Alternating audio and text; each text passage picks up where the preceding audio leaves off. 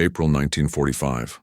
The Third Reich was dying, but it refused to die quietly. In the forests of southern Germany, American soldiers pushed forward through mud and smoke, hunting down the last pockets of resistance. The war in Europe had been raging for nearly 6 years, and every man who survived this long carried the weight of 1,000 horrors in his eyes. Cities lay in ruins. Millions were dead. The map of Europe had been redrawn in blood.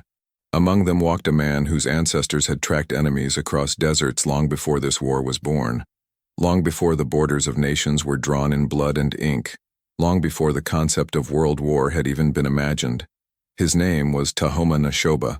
They called him Grey Wolf, and on one cold morning in a forest that had witnessed centuries of human violence, his eyes would see what others couldn't, a lie wrapped in white cloth that would explode into violence and reveal the thin line between survival and death. Tahoma had learned to read the earth before he learned to read books. In the mesas and canyons of Arizona, under skies so blue they hurt to look at, his grandfather Neol had taught him the old ways, the ancient knowledge passed down through generations of Apache warriors and hunters. How to see a bent twig and know a man passed 3 hours ago, whether he was hurrying or cautious, whether he carried a heavy load or traveled light. How to smell rain coming over the mountains 2 days before it arrived. How to listen to silence and hear danger lurking in its depths. How to track a deer for miles without losing the trail, reading the story written in disturbed pebbles and crushed grass. How to become invisible in plain sight, moving with the rhythms of nature rather than against them. How to find water in the driest places. How to read the intentions of men by studying not their words but their actions, not their promises but their footprints. His grandfather Neol had been born in 1870, in a time when the Apache Wars still burned across the Southwest, when his people fought desperately to hold on to their homeland against an unstoppable tide of settlers and soldiers. Neol had been a boy when Geronimo surrendered in 1886, ending the last major Apache resistance. He had seen the end of that world, had watched as the old ways were suppressed, as children were taken to boarding schools to have their culture beaten out of them, as the reservations became prisons disguised as sanctuaries. The government men came with promises written on paper that dissolved like morning mist. The land was taken. The buffalo were slaughtered. The sacred places were desecrated. But Neol never forgot. He kept the knowledge alive, hidden in the canyons and mesas where government men rarely ventured, teaching in secret what the boarding schools tried to destroy. And when his grandson Tahoma was born in 1922, during a thunderstorm that split the sky with lightning, Neol saw in him something special. A student worthy of the old teachings, a vessel for knowledge that might otherwise die with his generation. From the age of 10, Tahoma spent his summers with Neol, learning to track and hunt, to read weather and terrain, to understand the language of animals and the whispers of wind through stone. Neol would take him into the wilderness for weeks at a time, teaching him to survive on almost nothing, to find water where others saw only dust, to read the intentions of men by studying the trails they left behind. The earth speaks, Tahoma, his grandfather would say, his weathered face serious, his dark eyes holding depths of wisdom earned through suffering and survival, but only to those who listen. White men shout at the world, demanding it bend to their will. They see nature as an enemy to be conquered, a resource to be exploited. We listen to it, learn from it, move with it. That is our strength. That is why we survived when others did not. That is why, when they have destroyed everything they thought they owned, we will still be here, because we never forgot that we belong to the earth, not the earth to us. Neol taught him to track not just animals, but men, how to distinguish between a man walking with purpose and a man fleeing in panic, how to read the depth of a footprint and know the weight of the person, their burden, their state of mind. How to see a campfire site and know how many men had been there, how long they stayed, what they ate, where they went, how to follow a trail days old, reading stories and signs that others walked past without seeing. When you track a man, Neol would say, crouching beside a faint impression in the dust, you must become that man. You must think as he thinks. Is he afraid? Then he will take the easy path, the visible path, because fear makes men stupid. Is he careful? Then he will avoid the obvious, step on stones, walk in water. Is he arrogant? Then he will leave signs everywhere because he believes no one can catch him. learned to read not just the footprint, but the mind that made it.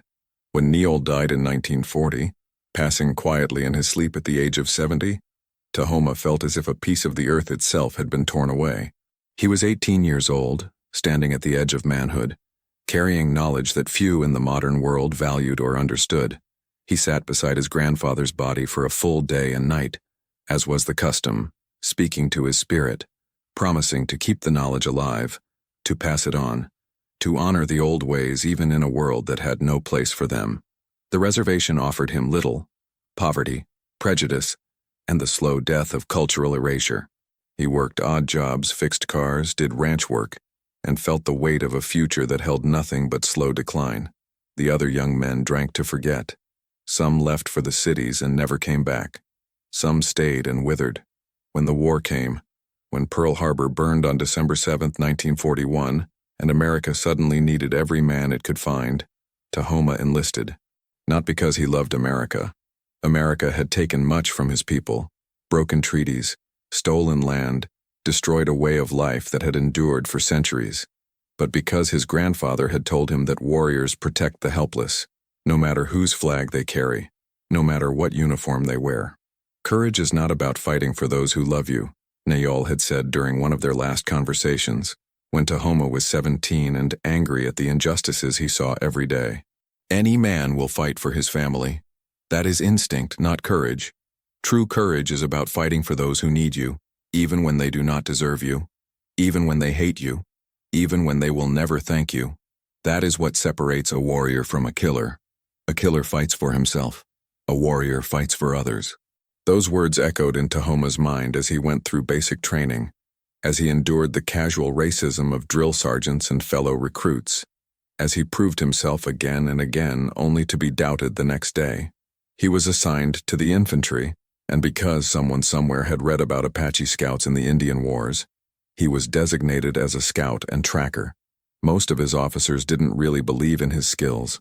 They thought it was folklore, superstition, primitive nonsense. But they were willing to try anything that might keep their men alive. Now, in April 1945, Tahoma marched with the 45th Infantry Division, deep in enemy territory, thousands of miles from the desert homeland that had shaped him. The 45th, nicknamed the Thunderbird Division after the sacred symbol of southwestern tribes, had fought its way through Sicily, Italy, France, and now Germany. They had seen Anzio and Salerno, had fought through the Gothic Line, had liberated towns and villages across Europe. They had witnessed Dachau, had walked through those gates and seen horrors that no training could prepare a man for, had seen what human beings were capable of doing to other human beings when hatred was given official sanction. Tahoma had been with them since the invasion of southern France in August 1944, assigned as a scout because his skills had finally been recognized after he saved a patrol from walking into a German ambush in Italy. He had seen the tracks, read the signs, and stopped them just in time. After that, the officers started listening to him, even if they didn't fully understand how he did what he did. His unit was a patchwork of men from everywhere, thrown together by the random machinery of war, strangers who became brothers through shared suffering. Sergeant Wendell Grimshaw, born in 1917 on a tobacco farm in Kentucky, led them with a voice like gravel and a distrust of anything he couldn't shoot or drink. Grimshaw had been fighting since the North African campaign in 1942, had seen friends die in a dozen different ways, and had developed a hard shell of cynicism that kept him functional when softer men broke down. He had killed his first man in Tunisia, a young German soldier who looked about 16, and he still saw that boy's face sometimes when he closed his eyes. He was a good soldier, brave and competent, but he carried the prejudices of his upbringing like a second skin. His father had been a Klansman, and though Grimshaw had never joined, the attitudes had seeped into him like poison into groundwater. He didn't trust Tahoma, didn't believe in what he called Injun voodoo, and made no secret of his doubts. But 3 years of war had taught him that survival mattered more than pride, and he was beginning to learn. Private Leland Dutton, barely 19 years old, born in 1926 in a small town in Ohio where nothing ever happened until the war came, and took all the young men, still wrote letters to his mother every night, his handwriting shaky from cold and fear. He had been in combat for only 2 months, a replacement for a man named Williams who had been killed outside Mannheim by a sniper's bullet. Dutton had arrived in January, fresh-faced and terrified, and the veterans had looked at him with pity because they knew what was coming. He carried a photograph of his girlfriend Sally in his helmet liner, looking at it every morning as if it were a talisman against death. Her face was already fading in his memory, becoming more idea than person, but he clung to the image because it represented everything he was fighting to get back to. Dutton was terrified most of the time, but he kept moving forward because stopping meant letting down the men beside him, and that was unthinkable. He wanted desperately to believe the war was almost over, that he would survive to go home and marry that girl and live a normal life. Corporal Roscoe Pemberton, the medic born in 1919 in Virginia, carried more bandages than bullets, his hands stained permanent red from wounds he could never fully clean. Pemberton had been a medical student before the war, dreaming of a quiet practice in a small town where the worst injuries were broken bones and childhood fevers, where he could deliver babies and cure pneumonia and grow old, respected, and content. Instead, he had spent 3 years trying to keep men alive in conditions that mocked every principle of medicine he had learned. He had held dying men in his arms, whispered lies about how they would be fine, watched the light fade from their eyes more times than he could count. He had performed amputations in muddy foxholes. He had dug shrapnel out of screaming men with nothing but a knife and morphine. He had learned to prioritize to save those who could be saved and let the others die as comfortably as possible. But he never stopped trying, never stopped caring, and that made every death hurt worse. He was 26 years old and felt 60. Private Silas Brenneman, born in 1921 in Pennsylvania, a quiet sharpshooter with a gift for shooting that bordered on supernatural, was the only one who never made jokes about Tahoma's heritage. Brenneman had grown up hunting in the Appalachian forests, had learned his own version of woodcraft from his grandfather, who had been a game warden, and he recognized in Tahoma a kindred spirit, someone who understood that patience and observation were worth more than bravado. Brenneman had killed 43 enemy soldiers that he could confirm, each one a deliberate, calculated shot. He didn't enjoy it. He didn't hate them. He simply did what he was trained to do with cold efficiency. The two men rarely spoke, but they understood each other in the way that hunters do, communicating in glances and subtle gestures. When Tahoma pointed out a track or a sign, Brenneman looked and learned, storing the knowledge away. And Lieutenant Thaddeus Merrick, born in 1910 in Boston, their commanding officer, tolerated Tahoma but never trusted him fully, always watching him like a man watches a wild animal he's forced to keep in his tent. Merrick was a product of his class in education, a Harvard graduate who had been an insurance adjuster before the war, a man who believed in order and hierarchy and the superiority of civilization over savagery. He had read about Indians in books written by white men, had absorbed the casual racism of his culture without questioning it, and he could not reconcile the primitive stereotype in his head with the competent soldier walking point for his unit. So he watched and doubted and waited for Tahoma to fail, to prove that his success was luck rather than skill. Merrick was not a bad man, but he was a limited one, trapped in assumptions he had never examined. They had been walking for 6 days straight through the dying remnants of the Third Reich. The roads were cratered from artillery, churned into muddy ruin by tanks and trucks. Villages stood hollow, their walls pocked with bullet holes, their churches desecrated, their streets empty except for the occasional corpse no one had time to bury, and the hollow-eyed civilians who watched the Americans pass with expressions that mixed relief and resentment. Old men and women mostly, and children with faces too old for their years. The young men were dead or captured or fleeing east ahead of the advancing armies. The smell of death hung in the air, thick and sweet, a smell that got into your clothes and hair and never quite left. Smoke rose from a dozen directions, black columns against gray skies. The sound of artillery was constant, a distant thunder that never stopped, punctuated by the occasional rattle of small arms fire as some desperate German unit made a last stand. Fighter planes screamed overhead, American P-47 Thunderbolts hunting for targets. The war was ending. Everyone knew it.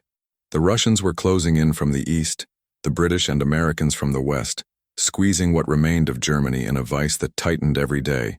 But knowing the war was ending didn't make it less dangerous. If anything, it made it worse. Desperate men did desperate things. Soldiers who knew they were losing fought with the fury of the damned, choosing death over surrender, choosing to take as many enemies with them as possible. SS units fought to the last man. Hitler Youth, boys of 14 and 15, manned machine guns with the fanaticism of true believers, and regular Wehrmacht soldiers, exhausted and demoralized, sometimes used treachery when courage failed, waving white flags and then opening fire, pretending to surrender and then detonating hidden explosives. Tahoma walked point, his rifle ready, his eyes scanning everything. He saw things the others missed, details that his grandfather had trained him to notice. The way birds fell silent near certain tree lines indicating human presence. The freshness of tire tracks in the mud, telling him how recently vehicles had passed and how heavily loaded they were. The angle of broken branches, revealing whether they had been snapped by wind or by someone pushing through carelessly. The subtle differences in footprints, distinguishing between military boots and civilian shoes, between men moving with purpose and men fleeing in panic.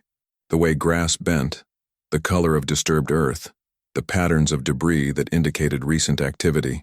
He read the land like a book written in a language only he understood, and more than once his observations had saved lives. In Aschaffenburg, he had spotted a sniper nest that everyone else missed, noticing the unnatural stillness of a window shutter and the way pigeons avoided one particular building. His warning had prevented an ambush that would have killed half the squad.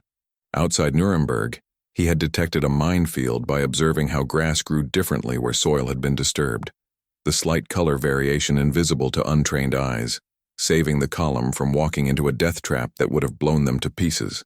Near Würzburg, he had identified a German observation post by seeing the glint of binocular lenses in a church steeple, allowing the Americans to neutralize it before calling in artillery. But despite these successes, Grimshaw remained skeptical, attributing Tahoma's insights to luck rather than skill. It was easier to believe in luck than to admit that someone he had been taught to see as inferior might possess knowledge and abilities he lacked. "I don't trust that Injun voodoo," Grimshaw muttered to Pemberton one night around a dying fire, his voice low but not low enough to prevent Tahoma from hearing. They were camped in the ruins of a barn, the roof gone, the walls providing minimal shelter from the cold April rain. "Man who talks to dirt ain't got no place leading white soldiers. It ain't natural. It ain't Christian. My daddy always said Indians were savages, and I ain't seen nothing to prove him wrong." Pemberton, exhausted and too tired for prejudice, shrugged as he cleaned his medical instruments with alcohol he had scavenged from a German aid station. "He's kept us alive 3 times already, Wendell. Spotted that sniper nest in Aschaffenburg when you were about to walk right past it. Found that minefield outside Nuremberg that would have blown half the company to pieces. Saved Lieutenant Hayes's patrol near Würzburg. I'll take voodoo over a body bag any day of the week. I don't care if he reads tea leaves or chicken bones as long as he keeps us breathing." Grimshaw spat into the fire, watching his saliva sizzle on a glowing ember. "Luck? That's all. Blind luck. Any man can get lucky a few times. Doesn't mean he's got some kind of magic power. Next time his luck'll run out and we'll be the ones paying for it." But it wasn't luck, and Tahoma knew it. It was knowledge, ancient and hard-earned, passed down through generations of people who had survived in one of the harshest environments on Earth by learning to read every sign nature offered. His grandfather's voice echoed in his memory, steady and low, speaking words that had sustained him through every horror of this war. "The Earth speaks, Tahoma, but only to those who listen. White men shout at the world. We listen to it. That is our strength. Remember this when you walk among them. They will doubt you. They will mock you. They will attribute your knowledge to luck or accident or primitive instinct. Let them. Your worth is not determined by their recognition. The Earth knows. Your ancestors know. That is enough." On the 7th day, they entered a stretch of forest so thick the sunlight barely touched the ground. The trees were tall, ancient, their trunks massive and scarred by centuries of storms, their roots twisted like arthritic fingers breaking through the soil. This was old-growth forest, the kind that had covered most of Europe before civilization cleared it away, a remnant of a wilder time when wolves and bears still roamed freely. The column moved slowly, every man tense, weapons ready. This was ambush country, the kind of terrain that favored defenders over attackers, where a handful of men with machine guns could hold off a company if they positioned themselves correctly. The forest floor was thick with dead leaves from countless autumns, making silent movement impossible. Every step crunched and rustled. The trees pressed close on both sides of the narrow road, their branches interlocking overhead to form a tunnel of shadow. Visibility was limited. Fields of fire were restricted. It was a tactical nightmare, and every experienced soldier knew it. Tahoma's instincts screamed warnings that his conscious mind was still processing. Something was wrong. The forest was too quiet. No birds sang in the branches. No insects buzzed. No small animals rustled in the undergrowth. No squirrels chattered. No crows cawed. Just the crunch of boots on dead leaves and the distant rumble of artillery, muffled by the trees. In his experience, such silence meant predators, either animal or human, and in a war zone, it almost always meant human. Animals fled from human presence, especially when those humans were preparing violence. He raised his hand, signaling a halt. The column stopped, men crouching, scanning the tree line. Grimshaw moved up beside him. "What is it?" Grimshaw whispered. "Too quiet," Tahoma said. "Something's ahead." "How far?" "Can't tell yet, but close. Very close." They moved forward more slowly, every sense alert. Tahoma's eyes scanned the ground, reading the earth. And then he saw them. 4 German soldiers stepped out from behind a burned-out farmhouse maybe 60 yards ahead. The building was a ruin, its roof collapsed, its walls blackened by fire, probably from an artillery strike days or weeks earlier. The stones were scorched. The windows were empty sockets. The door hung at an angle. The soldiers wore gray-green uniforms, dirty and torn, their field gear minimal. Their helmets were gone, revealing faces that were pale, unshaven, and exhausted. Their hands were raised high above their heads in the universal gesture of surrender, and one of them held a white flag, a torn bedsheet tied to a stick, waving it slowly back and forth. "Contact front," Grimshaw barked, and the column froze instantly, every man dropping into a combat crouch. Rifles came up. Safeties clicked off with a sound like breaking twigs. Hearts hammered, fingers tightened on triggers. Eyes strained to see additional threats. But the Germans didn't move aggressively. They just stood there, hands high, faces showing what looked like genuine relief and fear. One of them, a thin man with a bandage wrapped around his head, blood seeping through the dirty cloth, shouted in broken English, his voice cracking with apparent desperation. "We surrender! Bitte, no shoot! We surrender! War is over for us! No more fight! We are tired! Please, no shoot!" Another German, older, maybe 40, with gray in his stubble, added, "We have no food, no ammunition. We want to go home. Please." Dutton let out a long breath, his tension releasing in a rush. "Thank God. Thank God. I'm so tired of killing. So tired of all of this. Maybe they really are done. Maybe it really is ending." Merrick raised his hand, signaling the column to hold position. His eyes scanned the scene, looking for obvious threats, seeing none. The farmhouse looked abandoned. The Germans looked defeated. Everything appeared legitimate.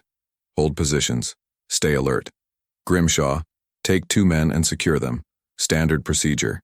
Search them, bind them, and we'll move them to the rear for interrogation." Grimshaw nodded, already selecting his team. "Brenneman, Dutton, on me. Let's get these krauts tied up and move on. Sooner we're done here, sooner we can find somewhere dry to sleep tonight." The 3 men began to move forward, rifles raised but not aimed directly at the surrendering Germans. Standard procedure. You kept your weapon ready but didn't point it directly at prisoners who were cooperating, because that could provoke panic and make them do something stupid. Dutton's face showed visible relief, the tension draining from his young features. He was already thinking about survival, about going home, about that girl whose photograph he carried, about a future that suddenly seemed possible again. But Tahoma didn't move. His eyes were locked on the scene ahead, scanning, reading, processing details that didn't fit. Something was wrong. The hairs on the back of his neck stood up, a primal warning that his ancestors had learned to trust without question. His breathing slowed, his vision sharpened, his mind accelerated, processing information at a speed that conscious thought couldn't match. And he saw the tracks, the footprints in the mud around the farmhouse. Too many, the pattern wrong.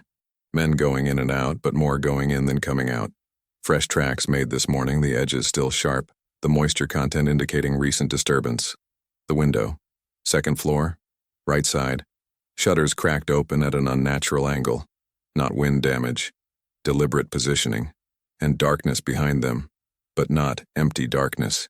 The kind of darkness that held something solid. The wall. Stone wall to the left of the farmhouse. Scrape marks in the mud at its base.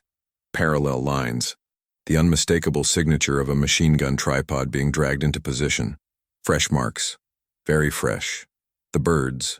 Not just absent. Fled. Recently. Because something had disturbed them. Something that remained. The Germans themselves. Their body language. Too coordinated. Too aware of each other. Glancing at each other with looks that weren't quite right for men genuinely surrendering. And their hands, raised high, but tensed wrong. Like men ready to move fast. "Sergeant," Tahoma said quietly, his voice cutting through the moment like a knife. "Don't go." Grimshaw stopped, irritation flashing across his face. "What? Don't go. It's a trap." Grimshaw's face twisted with frustration and old prejudice rising to the surface. "They got a white flag, Grey Wolf. They're surrendering. It's over for them. Can't you see that? Or are you seeing ghosts in every shadow?" "No," Tahoma said, his voice firm and certain. "They're lying. This is an ambush." Merrick stepped forward, irritated by the delay, by the challenge to his authority, by this Indian scout contradicting his orders. "Private, you got evidence or just a feeling? Because we don't have time for feelings. We have a schedule to keep." Tahoma pointed at the ground between their position and the Germans. "Look at the ground. See those tracks? Boot prints leading from the farmhouse to where they're standing. Clear as day. But look closer. Really look. There are more prints going back into the house than coming out. At least 6 men, maybe 8. Different tread patterns. Different sizes. Different gaits. Only 4 standing out there. Where are the others?" Grimshaw squinted, trying to see what Tahoma saw. The tracks were there. Faint impressions in the mud, but they all looked the same to him. Just boot prints. Nothing special. Could be old tracks. Could be from yesterday. Could be from a week ago. Hell, could be from our own men passing through. "Fresh," Tahoma said, moving forward slightly and pointing more precisely. "Made this morning, within the last 3 hours. See how the mud's still wet in the heel marks? See how the edges haven't dried or crumbled? See how there's no dust settled in the depressions? Made recently. And look at the pattern. They walked out together, but more walked back. That's not how a surrender works. When men surrender, they all come out. They don't send a few while others hide." He pointed again, his finger tracing details invisible to untrained eyes. "And see that window on the 2nd floor? The one on the right? Shutters are cracked open just enough for a rifle barrel or a machine gun. See how one is slightly more open than the other? That's not wind. Wind would push both the same. That's deliberate. That's been positioned. Someone's inside, watching, waiting for us to get close." Brenneman, whose hunter's eyes were sharper than most, followed Tahoma's pointing finger and saw it. The angle was wrong. The shadows were wrong. He's right. That shutter's been positioned. And look at the darkness behind it. It's not empty darkness. There's something there. Something solid. Tahoma continued, his voice steady, laying out the evidence piece by piece. "And look at the dirt near that stone wall to the left. See those scrape marks in the mud? Fresh scrape marks. That's from a machine gun tripod being dragged into position. See how the marks are parallel? See how they're evenly spaced? That's not random. That's not natural. That's a weapon being set up. And see the way the grass is pressed flat behind the wall? Someone's been lying there recently, positioning themselves." He pointed to the tree line beyond the farmhouse. "And look at those branches. See how they're broken? Fresh breaks, not old. Someone's been moving through there, setting up fields of fire, preparing positions. This isn't a surrender, this is a kill zone. They're trying to draw us in." Dutton's face went pale, his earlier relief evaporating into cold fear. "You sure? You absolutely sure? Because I really want you to be wrong." Tahoma nodded, his certainty absolute. "And listen, really listen. No birds, no wind sounds through the leaves, no insects, nothing. Complete silence except us. When men hide and wait to kill, when predators set an ambush, the forest knows. Animals know. They can sense the intention, the violence waiting to happen. They go silent. They leave. The forest holds its breath, and so should we." Merrick stared at him, then at the Germans standing with their hands raised, then back at Tahoma. The Germans looked convincing. They looked defeated and desperate and harmless. Their body language screamed surrender. But Tahoma's evidence was compelling, each detail building on the last, creating a picture of deception. Still, Merrick hesitated. If you're wrong, we're letting prisoners stand there all day for nothing. We're wasting time and resources on paranoia. We're letting fear control us. If I'm right, Tahoma said, meeting his lieutenant's eyes without flinching. Without doubt, you'll be dead before you get halfway to them. All three of you, shot down in the open. And the rest of us will be pinned down by machine gun fire from multiple positions and slaughtered.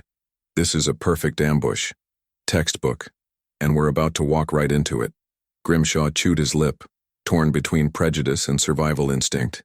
He didn't like Tahoma, didn't trust him, didn't believe in his methods, thought it was all superstition and luck.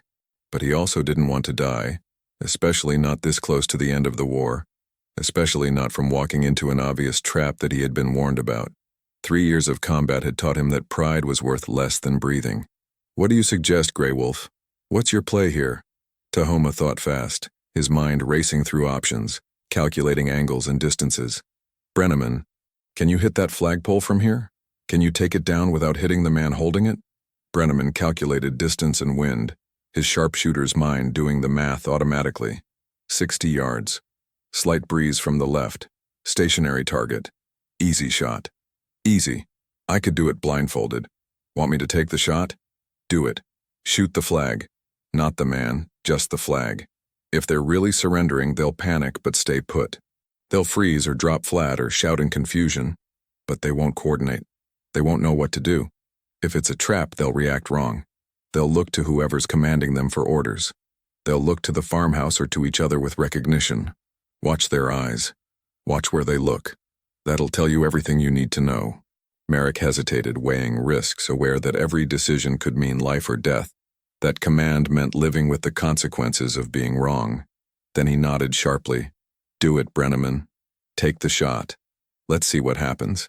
Brenneman raised his rifle, the M1903 Springfield that he preferred over the standard-issue Garand, a weapon he had carried since training, and knew like an extension of his own body. He breathed out slowly, letting his heart rate settle, letting the world narrow to the tiny point where his crosshairs met the flagpole. His finger tightened on the trigger with practiced smoothness. The rifle cracked, the sound sharp and violent in the silent forest echoing off the trees. The white flag jerked and fell, the stick splintering where the bullet struck, wood fragments flying, the bedsheet fluttering to the ground like a dying bird. And in that instant, everything changed. The 4 Germans didn't freeze in fear like real prisoners would. They didn't drop to the ground in panic, screaming and covering their heads. They didn't shout in confusion, asking what was happening. Instead, their eyes snapped toward the farmhouse in perfect coordination, trained, disciplined, looking for orders from whoever was hidden inside. One of them reached for something under his coat, his hand moving with practiced speed toward a concealed weapon. Another dropped flat, not in panic but in tactical response, seeking cover with military precision. The thin man with the bandage stopped shouting and his face changed completely, fear replaced by cold calculation, the mask dropping to reveal the soldier beneath. Down! Tahoma screamed, already throwing himself behind the nearest tree, his body moving on pure instinct. Ambush! Get down now! The farmhouse erupted like a volcano.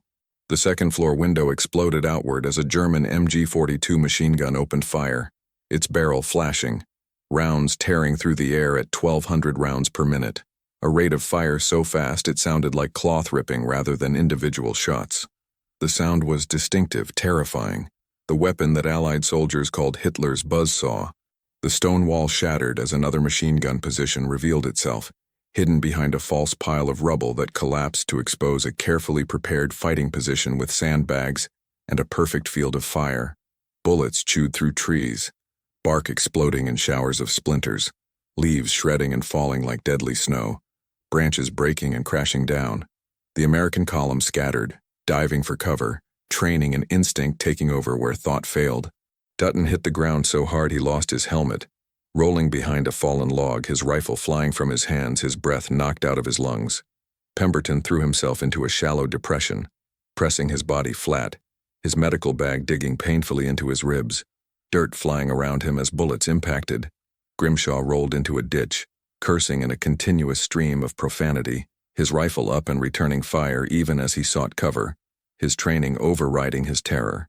The four surrendering Germans weren't surrendering anymore. They pulled grenades from their coats, potato masher grenades with wooden handles, and hurled them with practiced accuracy toward the American positions. One landed 10 feet from Merrick, who kicked it away with his boot just before it detonated, the blast throwing dirt and shrapnel into the air, the concussion wave slamming into him like a physical blow, knocking him backward. Another grenade exploded near Brenneman, who rolled away at the last second, feeling hot metal slice across his shoulder, drawing blood but not stopping him, adrenaline masking the pain. Tahoma was already moving, his training and instinct merging into fluid action. He sprinted left, using the trees for cover, his rifle up, his eyes tracking targets with predatory focus. He saw the muzzle flash from the farmhouse window and fired 3 quick shots, aiming for the dark space behind the flash. One hit the gunner in the shoulder, spinning him back. The MG-42 stopped, but only for a second. Another German took over, grabbing the weapon and resuming fire, rounds stitching across the forest floor, kicking up dirt and leaves.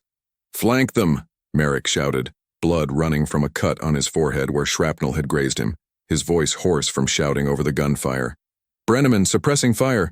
Pemberton, get Dutton up! We need to move or we're all dead!" Dutton was hit. Not bad, but bad enough to put him out of action. A bullet had grazed his thigh, blood soaking through his trousers, hot and sticky. He screamed, clutching the wound, his young face twisted in pain and terror, all thoughts of home and survival replaced by immediate agony. Pemberton crawled to him, dragging his medical bag, ignoring the bullets that snapped past his head, focused entirely on keeping the kid alive, his hands moving with practiced efficiency, even as his mind screamed at the danger. Grimshaw fired his M1 Garand, the distinctive ping of the empty clip ejecting ringing out as he reloaded with practiced speed, his hands moving automatically through the motions drilled into him by endless repetition. "We're pinned. We're pinned down. We need to fall back or we're all going to die here." "No!" Tahoma shouted, his voice cutting through the chaos with absolute certainty. "They've got the road covered. If we retreat, they'll cut us down in the open. We have to go forward, through them." He was right, and Grimshaw knew it even through his panic. The Germans had set this perfectly. The farmhouse controlled the road behind them with interlocking fields of fire. The stone wall controlled the left flank with another machine gun. The forest to the right was too thick for rapid movement, full of undergrowth and fallen trees that would slow them to a crawl. The only way out was through, directly into the teeth of the ambush, which was suicide. Or it should have been. Tahoma's mind raced, adrenaline sharpening his thoughts to razor clarity. He thought of his grandfather, of the stories told around fires in the canyon, of how Apache warriors didn't fight like white men, charging straight ahead into superior firepower, relying on courage and numbers. They moved like shadows. They used the land. They found the weaknesses in every defense, the gaps that others couldn't see. He saw it. A dry creek bed 20 yards to the right, hidden by brush and fallen branches, invisible unless you knew what to look for. It curved around the farmhouse out of the machine gun's line of sight, a natural trench that would provide cover all the way to the back of the building. His grandfather had taught him to always look for water, even dry water, because water carved paths through the landscape that men could use, paths that offered concealment and cover. "Grimshaw!"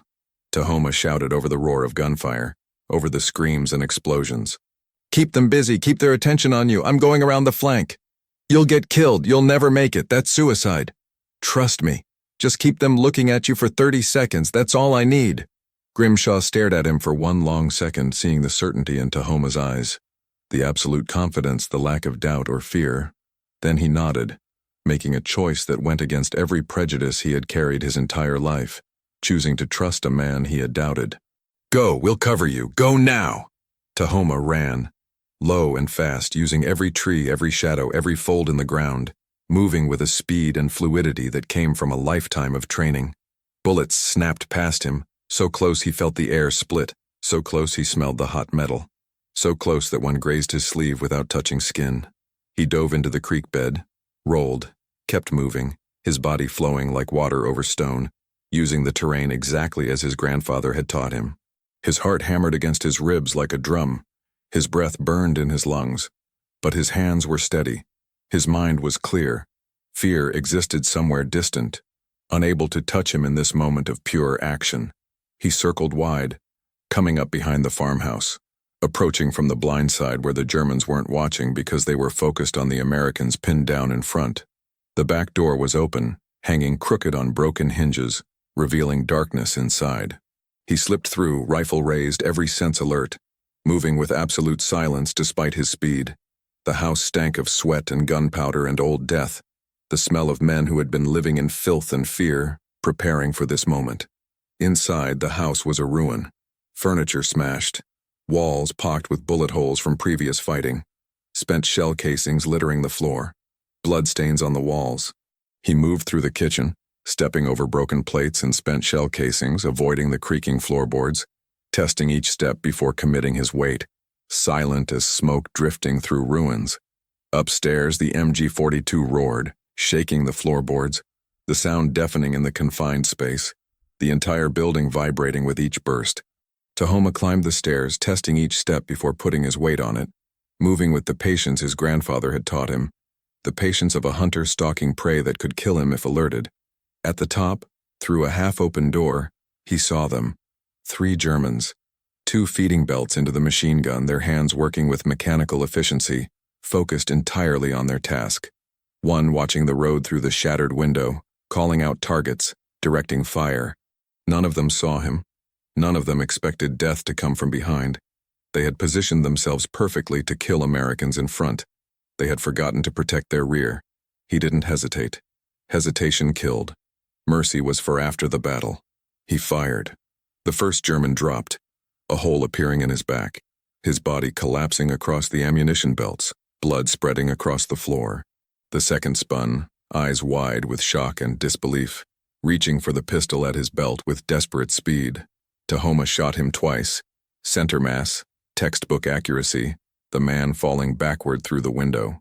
The third lunged at him, abandoning his weapon, choosing to fight hand to hand, a big man with desperation in his eyes and nothing left to lose. They crashed into the wall, grappling, the German's hands reaching for Tahoma's throat with murderous intent.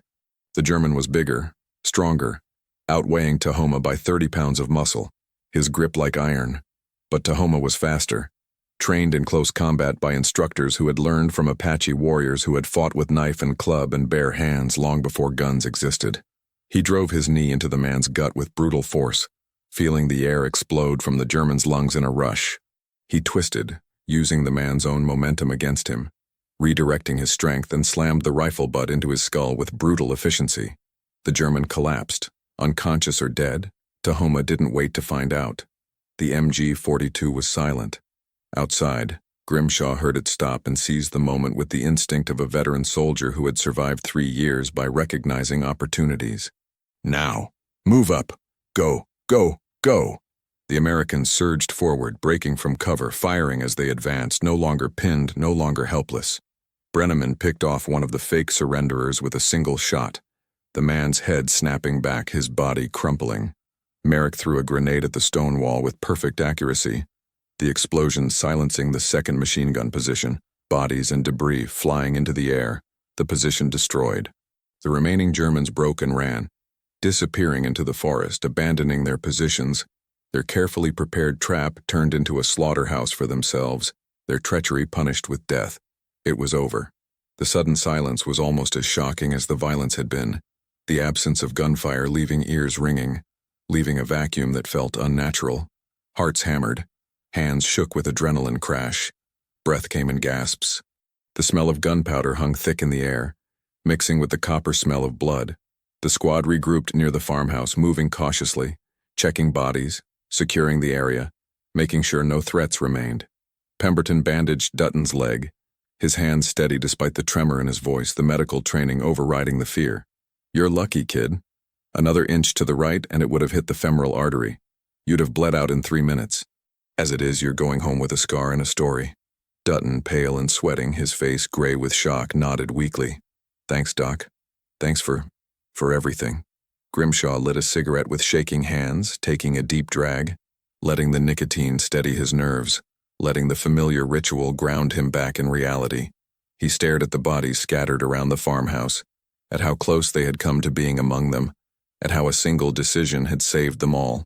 Merrick examined the German positions, seeing the careful preparation, the pre-positioned weapons, the calculated angles of fire, the interlocking fields that would have caught them in a crossfire. It had been a perfect trap, professionally executed. It should have worked. They should all be dead. Tahoma walked out of the farmhouse, his rifle slung over his shoulder, moving with calm purpose. Blood streaked his uniform, German blood, none of it his. His face was calm, showing none of the adrenaline that still coursed through his veins, none of the fear that he had pushed aside to do what needed to be done. Grimshaw looked at him for a long time, really looked at him, seeing him clearly for perhaps the first time in the months they had served together. Then he held out his hand, his prejudice crumbling in the face of undeniable truth, in the face of a debt that could never be repaid. You saved our lives, Grey Wolf. You saved every single one of us. If we had walked into that trap, if we hadn't listened to you— He didn't finish. He didn't need to. They all knew. They would all be dead, their bodies cooling in the mud, another casualty statistic in a war that had already consumed millions. Tahoma took the offered hand, feeling the calluses of a working man, the strength of a survivor, the sincerity of respect earned rather than given. I just listened, like my grandfather taught me. The earth speaks. We just have to hear it. The signs were all there. You would have seen them too, given time and training. Merrick stepped forward, his uniform torn, blood on his face from the shrapnel cut, his expression complex, struggling with emotions he rarely showed. His voice was quieter than usual, stripped of its usual authority, reduced to simple human acknowledgement. I owe you an apology, Private Neshoba. More than an apology. I doubted you. I questioned your methods. I let my prejudices cloud my judgment. I was wrong. I was— He paused, struggling with words that didn't come easily to a man of his background and education. I was prejudiced, and that prejudice almost got us all killed. You are a better soldier than I gave you credit for, a better man than I assumed, and I'm sorry. Tahoma nodded, accepting the apology without triumph or resentment, understanding that change came slowly, that admitting error took courage. You weren't the first, sir. Won't be the last. But maybe you'll be one who learns. Maybe you'll teach others. That's all anyone can ask. Dutton, pale and sweating, his leg throbbing with pain but his mind clear enough to understand what had happened, managed a weak grin despite the agony.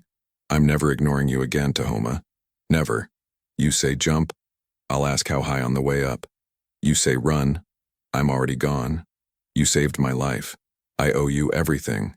Brenneman, binding his own shoulder wound with practiced efficiency, the bullet graze bleeding but not serious, clapped Tahoma on the shoulder with his good hand. Damn right. Best tracker I've ever seen, and I've seen a few in my time.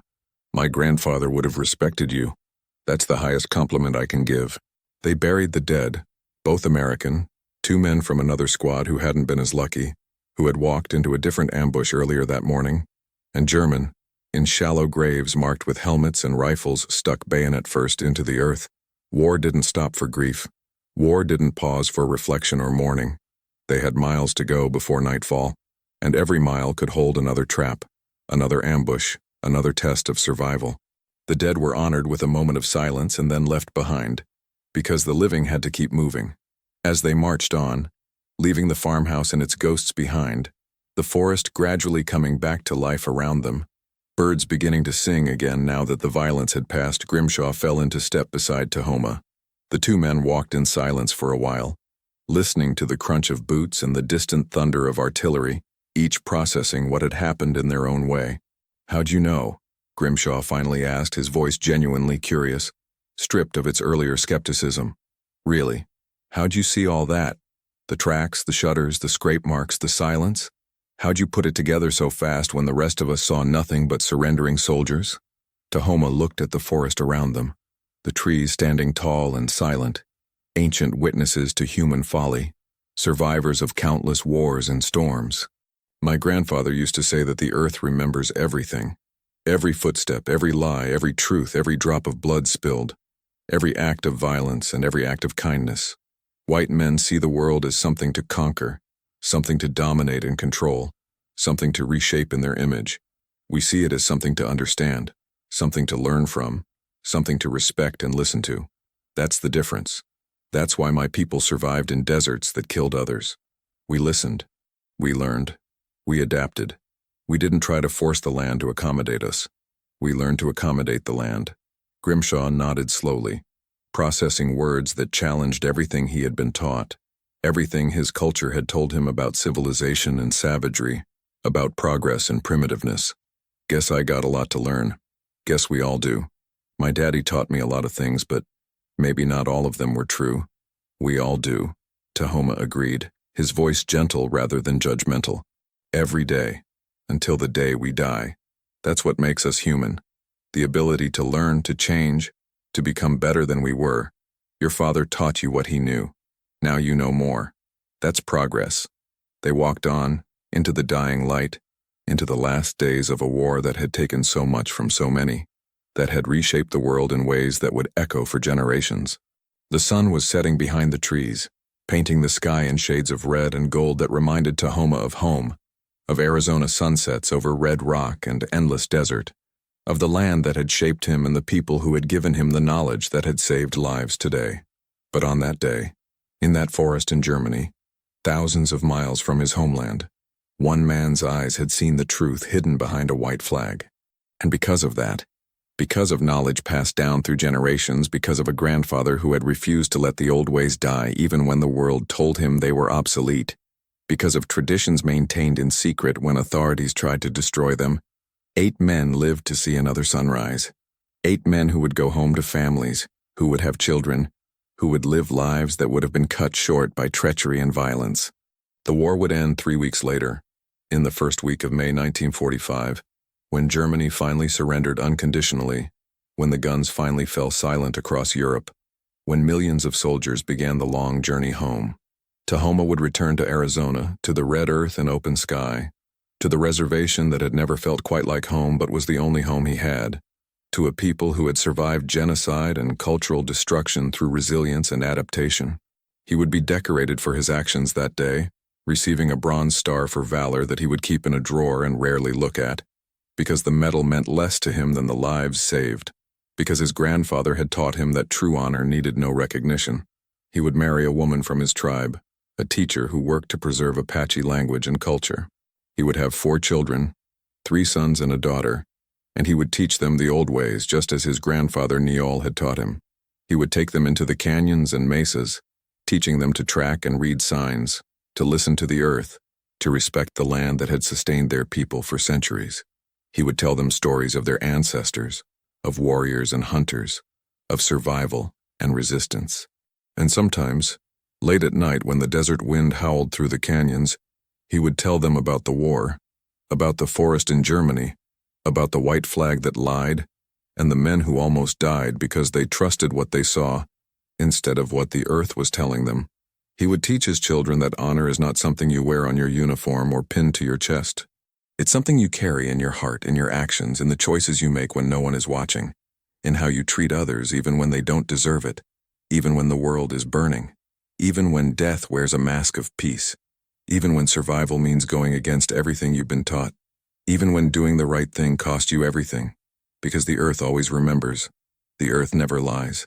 And those who learn to listen, who learn to read the stories written in bent grass and disturbed soil, who learn to hear the warnings in unnatural silence, who learn to see the patterns that others miss, those are the ones who survive. Those are the ones who carry the truth forward into the future. Those are the ones who make a difference. And so should we all. If you made it this far, thank you for watching this story of courage, wisdom, and the power of indigenous knowledge in the modern world. This story is based on real history, the service of Native American soldiers in World War II, including thousands of Apache, Navajo, and other tribal members who served with distinction. The tactics of perfidy used by desperate German units in the final days of the war are documented in military records, and the invaluable skills that indigenous trackers brought to modern warfare saved countless lives. though their contributions have often been forgotten or ignored by mainstream history. Hit that subscribe button, smash the like, and drop a comment below telling us what historical story you want to hear next. There are 1,000 untold stories from the war, stories of courage and sacrifice from people whose contributions have been erased from the narrative, voices that deserve to be heard. We're just getting started uncovering them. See you in the next one.